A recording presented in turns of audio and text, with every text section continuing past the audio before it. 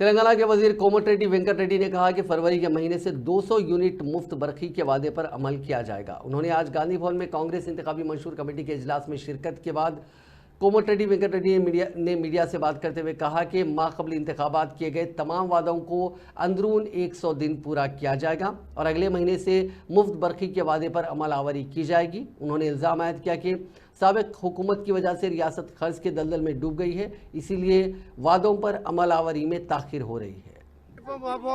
జైల్లోకి పోయి కవిత జగదీశ్వర్ రెడ్డి తప్ప కేటీఆర్ తప్ప ఎవరు దొరకలేదు మీకు మంచిది మా ముఖ్యమంత్రి గారు అయిన తర్వాత రెండవ రోజే 30 లక్షల మంది ఉచితంగా మహిళలు అక్కా చెల్లెళ్ళు నవ్వుకుంటూ ఇవాళ పెళ్లిళ్ళకి పోతున్నారు, బిడ్డ ఇంటికి పోతున్నారు, దేవస్థానానికి పోతున్నారు, సంక్రాంతి పండుగ ప్రతి ఇంటికి పోయి వచ్చిండ్రు।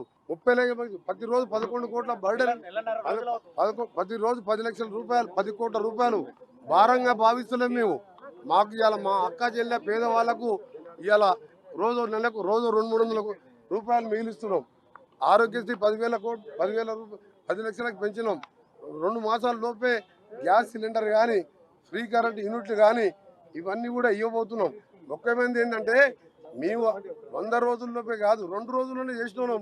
ఇవన్నీ కూడా వారం రోజులు చేస్తుండే, కానీ మా కర్మ గవర్నమెంట్ వచ్చిన మొదటి క్యాబినెట్లో ప్రభాకర్ రావు అనే 82 ఏళ్ల ముసలా యంగ్ యువకుని పెట్టుకొని 70,000 కోట్ల రూపాయల నష్టాల బారుపడి యాదాద్రి భద్రాద్రి ఛత్తీస్గఢ్ కరెంట్లో కొనుగోలులో ప్లాంట్ నిర్మాణంలో నామినేషన్ బేసిస్ మీద 70,000 కోట్లు నష్టాలు పరిచిన ఆ పెద్ద మనిషి మీటింగ్ ముఖ్యమంత్రి గారు పిలిస్తే కూడా రాకుండా తప్పిపోయాను।